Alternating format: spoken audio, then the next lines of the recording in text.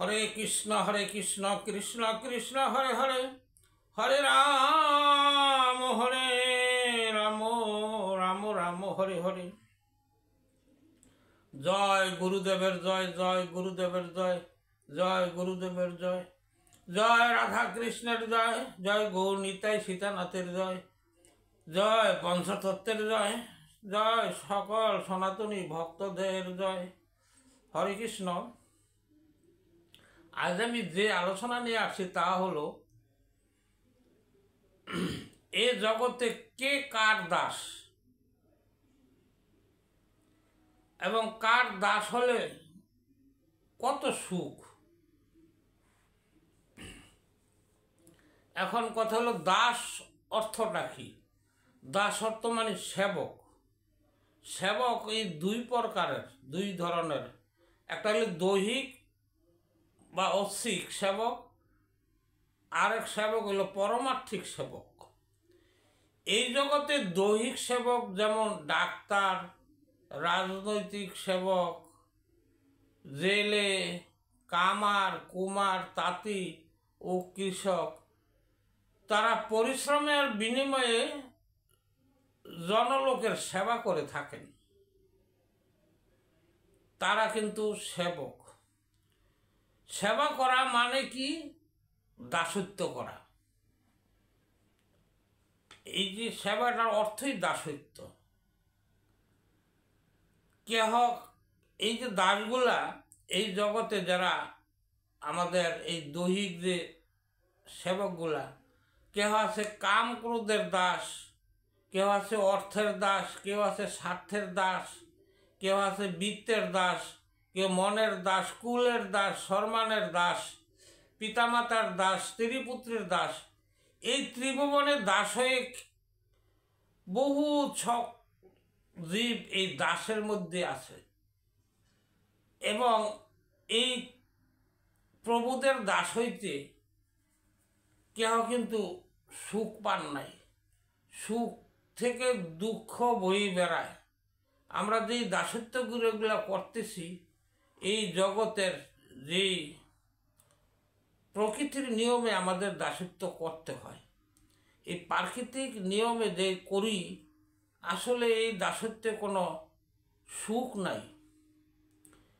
এই যে কামনা বাসনা মান সম্মানের জন্য আমরা কিন্তু অনেক কিছু করে থাকি, অপকর্ম করে থাকি এবং এতে কোনো আত্মায় কোনো সুখ পায় না। মন সুখ খুঁজে বেড়ায়, আসলে সুখের সন্ধান সে পায় না এই দাসত্বগিরি করে। তাই কৃষ্ণদাস কবিরাজ গোস্বামী বলছেন, কাম ক্রোধের দাস হয়ে তার লাথি খায়। এই যে কাম ক্রোধ, এদের কিন্তু আমরা এই কামনা বাসনার জন্য তার দাসত্বগিরি করি। কামনার দাস, ক্রোধের দাস, লোভের দাস, এই দাসত্বগিরি করি। কাম অর্থ মানে কামনা বাসনা। আমি ধনী হব, সম্পদশালী হব, এইরকম নানান তার কামনা বাসনা। এই কামনার দাসত্ব করে কত সৎ কাজ, কত অসৎভাবে আমরা উপার্জন করি এবং সৎ এবং অসতের আশ্রয় নিয়ে থাকি। এই দাসত্ব করে আর কত অপমানও হই আমরা।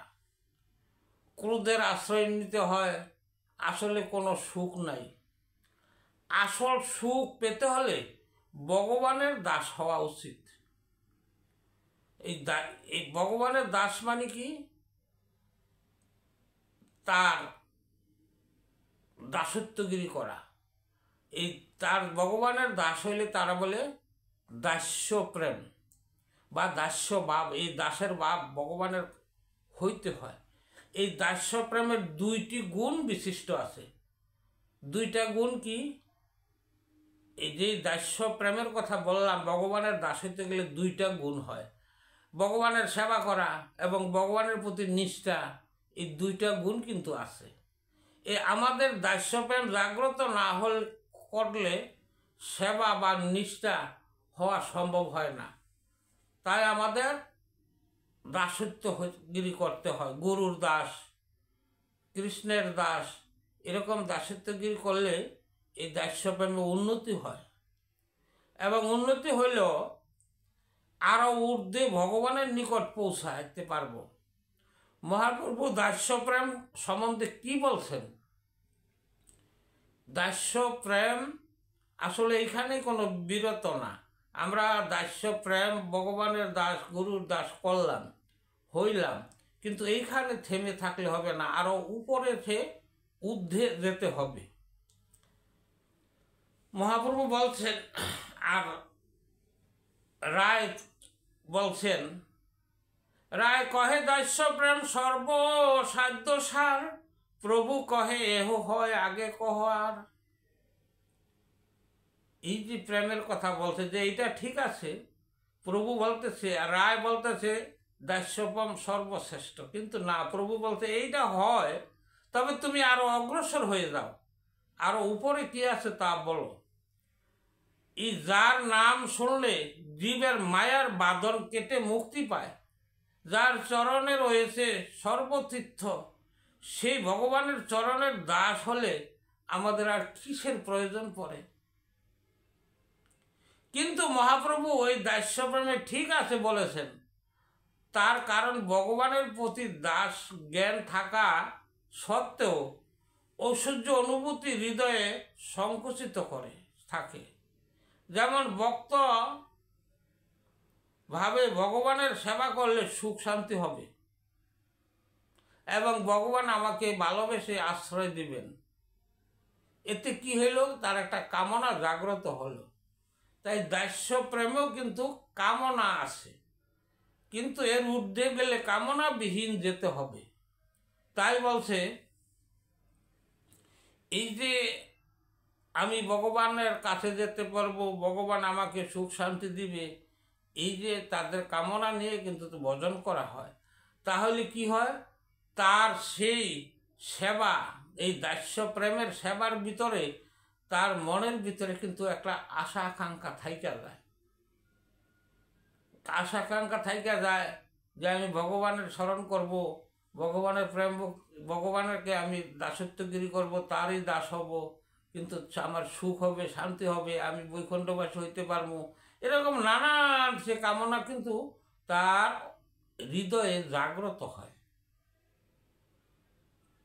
এখন মহাপ্রভু এই জন্য বলছেন যে এটা একটা সকাম কর্মে, তার নিজের জন্য সে কিছু চাইতেছে বা নিজের জন্য সে সেবা করতেছেন।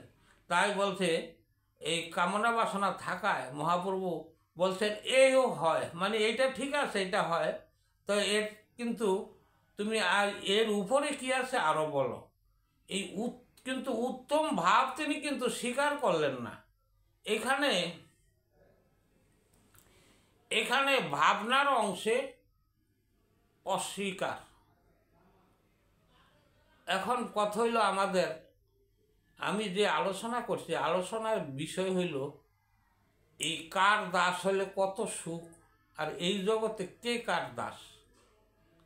আসলে আমাদের একমাত্র সুখ, যতই কিছু করি না কেন, এই দেহের সুখের জন্য এই জগতে আমরা যে স্ত্রী পুত্র সংসার, আমরা কামনা বাসনা, এই যে নানান দেখি মান সম্মান, এই সমস্ত নিয়ে আমরা সর্বদা থাকি। আসলে কিন্তু এইগুলা কিছুই না। যত মানি হোক, ধনী হোক, জ্ঞানী হোক, কেউ আজ পর্যন্ত এই পৃথিবীতে চিরস্থায়ী হতে পারেন নাই, কারণ এটা হইল অস্থায়ী। আমাদের মান সম্মান হোক, আমি সম্মানী হই, আমি ধনী হই, আমি যাই কিছু হই না কেন, বিত্তবান হই, কিন্তু আমাদের এটা হলো কিছুদিনের জন্য, কারণ আমার এই পৃথিবীতে থাকার অধিকার নাই। তাহলে আমি এই দাসত্বগিরি করে কি লাভ করলাম? এই লাভের কি করলাম? কিছুদিন আমি সুখ পাইলাম, আবার দুঃখের সাগরে ভাসলাম। আসলে এটা কিন্তু স্থায়ী কোনো সুখ নাই এই দাসত্বতে। তাই একমাত্র ভগবানের দাস হওয়া উচিত। যা কেমন, যার নাম শুনলে জীবেরও মায়ার বাঁধন থেকে মুক্তি পায়, তাইলে আমি তারই স্মরণ করব, হ্যাঁ, তারা মুক্তি পাইব তার। এবং যার চরণে রয়েছে সর্বতীর্থ, আমাদের তীর্থ না ঘুরলেও যদি ভগবানের চরণ সেবা করা যায়, তাই তীর্থের সব কিছু ফলই কিন্তু ভগবানের চরণে রয়েছে। তো তার দাস হইলে আমাদের আর কিসের আর অভাব? এই যে অভাব, আমরা যারা কাঙ্গাল তারাই কিন্তু অভাবে থাকি। আমরা যদি তার চরণের এই দাস হতে পারি, কাঙ্গাল হতে পারি, তাহলে তো আমাদের আর কোনো অভাব থাকে না। যে সর্বময় সর্বেশ্বর, তার দাস হওয়া আমাদের কর্তব্য। তাই আমরা এই জগতে আমরা ভগবানের দাসত্ব হইতে যেন চেষ্টা করব। তার দাস হইলে আমাদের সুখ বয়ে আনবে এবং আমরা সেই চিন্ময় জগতে, যে আমাদের মৃত্যুর পরে সেই যার কাছে যেতে হবে, যেখান থেকে এসেছি, তার দাসত্বগিরি আমাদের করাই উচিত। তার কাছে পৌঁছাইতে হইলে তার দাসত্ব করতে হবে। তাই আমরা ভগবানের দাস হতে পারি। হরে কৃষ্ণ। আমি যে আলোচনাটুকু করলাম, এতে যদি কোনো ভুল ত্রুটি হয় আমাকে ক্ষমা দৃষ্টিতে দেখবেন। আর যদি আপনাদের এই চ্যানেলটি ভালো লাগে তাহলে সাবস্ক্রাইব করবেন এবং লাইক করবেন। এটা আপনাদের ইচ্ছা। আমার আলোচনা এখানে আমি বিশ্রাম রাখলাম। হরে কৃষ্ণ কৃষ্ণ কৃষ্ণ হরে হরে, হরে রাম রাম রাম হরে হরে। জয় সকল কৃষ্ণ ভক্তের জয়, জয় সকল সনাতনীদের জয়, জয় গৌর নিতাই সীতানাথের জয়, জয় গুরুদেবের জয়। হরে কৃষ্ণ।